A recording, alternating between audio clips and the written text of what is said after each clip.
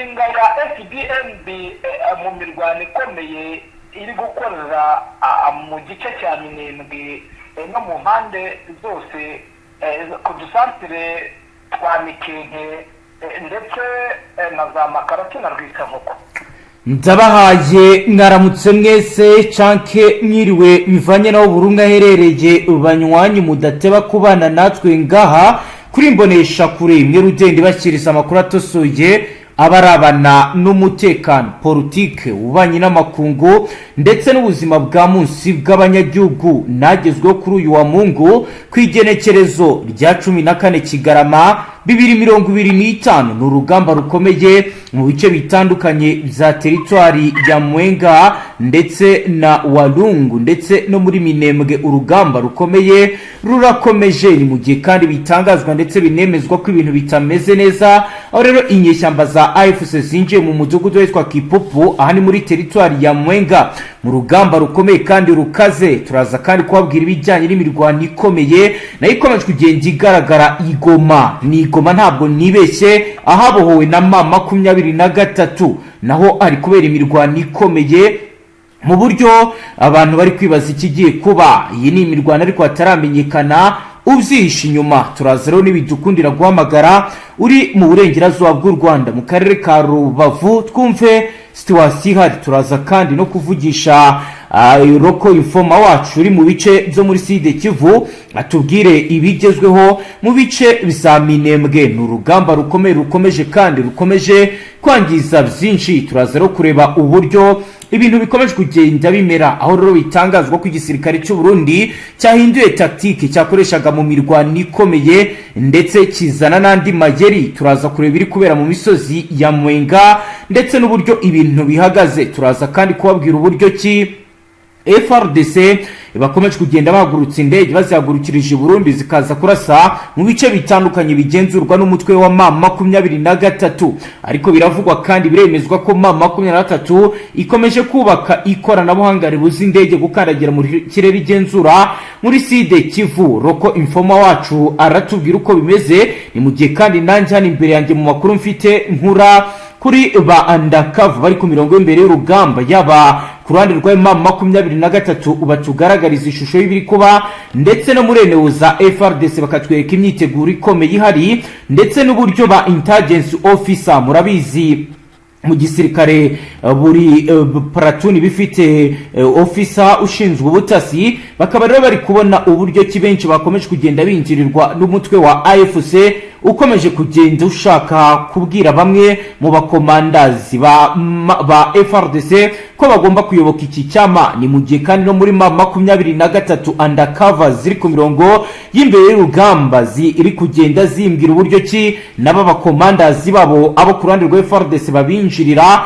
kugira ngo bazivane cyangwa se bazakore tactical withdraw mu bice bitandukanye maze bigaragare nk'insinzi kuri Frdc. Byose rero ni siasa z'urugamba nibyo tugiye kurebera hamwe turebe uko bihagaze. Ni mu nyemerero tudatinze twakire Roko informa wacu Safari uri mu bice bya Mwenga atubwira uko bihagaze. Safari waramutse neza?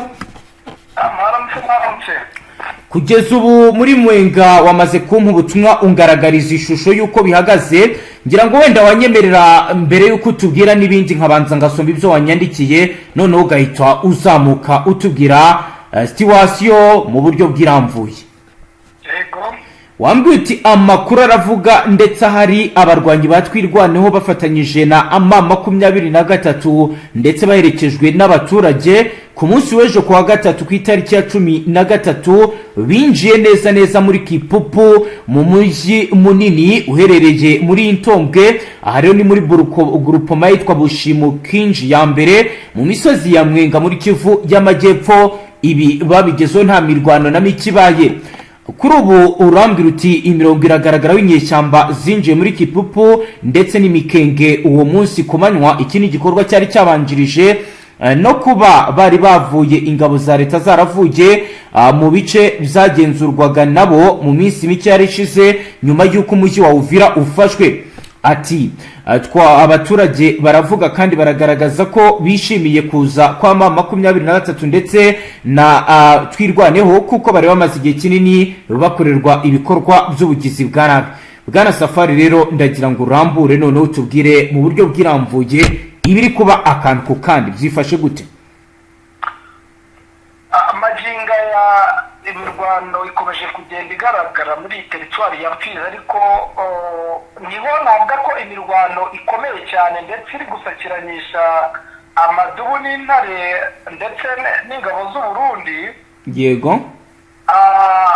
Zifatanije ingabo z'u Burundi navuga ko zifatanije n'abawazarendo n'ihuriro nyine rya Fardc ririmo n'abamayimayi, ari ku maginga ya mayimayi ishobora kuba yashyize intwaro hasi ikaba ishaka kwiyunga kuri aya madubu n'intare. Yego. Ariko wenda kubera ko dushaka kubanza kureba hano za Kipupu, aho uno mujyi mwiza cyane ndetse uri mu nzira nziza zo kuba wagenda werekeza mu bice bitandukanye mu mirwanire, kuko ntabwo ari nko mu nzira, akaba ari nk'itangiriro ry'agace keza cyane karokora utundi duce tugiye dutandukanye mu koroha kurwana n'abo bahanganye. Yego. Amaginga ya kari mu biganza bya AFC cyangwa mu biganza byatwirwaneho. Bwana Safari birumvikana bahageze, ariko udukurikira ashobora kwibaza uti bahageze gute, kuki nta mirwano yabaye, byagenze gute ubundi? Byaba bihura n'ibi undercovers zanjye zimbwira ko hari bamwe mu ofisiye ba Fardc kuri ubu M23 iri kwinjirira ikagira uburyo bavugana bakava mu bice hatabaye imirwano? Aho yababeshe cyane, kuko nubwo nta rusaku rw'amasasu ruba. Yego. Nakubwiye strategy na 23 ikoresha mu mirwanire. Strategy bwoko ki? Ndumva wenda mu biganiro batambutse narekubwiye, ariko wenda nakubwira mu kinyarwanda cyiza ni nka rugondi ihene, nk'uko utungura umuntu kwa kundi atazi ko mugiye kuwuhangana. Nagusobanura ku buryo rugondi ihene twayifata. Yego. Kwa kundi ushobora gutungura umuntu ukamukubita umutego atabizi akikangura yageze hasi. Yego. Iyi strategy ku bantu bazi by'urugamba mu ndimi z'amahanga nko mu cyongereza bayita sacrament. Yego. Ubwo sinzi mu bundi buryo bayita singing. Ubwo icyo nakubwira cyo ibyo kuvuga ngo hari abiyungaho birashoboka, ariko njyewe icyo nakwemeza ko Yego. nuko bo bakoresha ubwo bwenge bwo kubasha kugotagota aho umwanzi aherereye, bakamusha intege, bakisanga bahuye nabo amaso ku maso, bakagenda babagubanya abari hafi aho ngaho bakabarekura bakirukanka kibuno n'amaguru. Yego. Kuko baba babashije kubagotagotera ahantu hamwe ntaho bari bucikire. Yego. Niyo mpamvu bamwe bahita bamanika amaboko bakavuga ataho kugira ngo dupfe dushire ku rucushu, reka twebwe ubwacu dufate utwangushye duhunge. Yego. Abaturage bo babifashe gute? Ntawe byagizeho ingaruka zindi izo arizo zose ibyo byabaye? Icyo nakubwira cyo muri aka gace ka Gipupu ntabwo maginga ya wavuga ngo nta baturage bahungabanye, barahungabana bitewe n'imirwanire, bamwe baranapfa. Yego. Kubera yuko nta mirwano yabaho, nubwo baho ntibarwana cyane, ariko ntabwo bibura. Nakubwiye yuko abawazarendo ndetse n'ihuriro rya Fardc bo basa nkaho utamenya icyo baba batekereza. Yego. Bikaba bigoranye yuko abaturage nabo bagenda bahura n'ingaruka mbi z'ibi byose biri kugenda bibera muri iyi kigo y'amajyepfo. Yego. Ni mu gihe kandi urugamba rukomeye ndetse rwahitanye n'abaturage batari bakeya, aho sikorima 25 yateye bombe nakubwira Hejuru kuwa gatandatu ku itariki 13 uburyo imirwano yari yubuye mu duce tugiye dutandukanye two muri Minembwe, nyuma yaho bavuye za Mikenke bakagenda hose, bahereye kuri Pwezeho bakagera za Rugezi bakakomeza za Mikarati na za Rwitsankuku. Byari ibintu bicika cyane, ndetse hakaba haragiye hapfa abantu batandukanye nk'aho bateye izo bombe ku masaha y'umugoroba, mu masaha ya saa 10 na saa 11, uretse ko hatari hamenyekanye abantu bagiye babipiramo, na n'ubu umubare ntiwari wamenyekana, ariko harimo abantu bagiye bapfa. Bagiye bitwa n'ibisasu cyangwa bagiye bazira ibindi ibyo ari byo byose? Bazize iki? Abishwe n'ayo mabombe, ariko bishwe n'intambara y'ihuriro rya Fardc rifatanyije n'ingabo z'Abarundi. Ariko magingo ya aho imirwanire ikomeje kugenda ihinduye iyindi sura, biragaragara yuko bamwe muri bo batangiye kugenda berekeza imbaraga. Yego. Icyo nakubwira yuko nyuma yaho umuyobozi w'Ababembe ukomeye cyane muri biriya bice bita Combo Hussein, yego, aho yahamagariye abaturage kwiyunga kuri twirwaneho ndetse na AFC, bakabaha uburenganzira ndetse bakabaha n'amakuru byateye ubwoba bamwe muri bo, nk'uko nagiye mutangariza ko abaturage bamaze kunenga leta ya Kongo bitewe n'uko ibyo babasezeranije batabishyira mu bikorwa. Yego. Bishoboka ko bigiye korohera iyi AFC ndetse na twirwaneho mu gufata ibindi bice bitabagoye. Yego. Amaginga ya Abarundi tuvugana bamaze kubakubita, baberekeje aho bita za Bibogobogo muri Kane nyine. Yego. Berekeza za Rulimba, uri kumva, urumva ni inzira ziberekeza n'ubundi Baraka bahunga.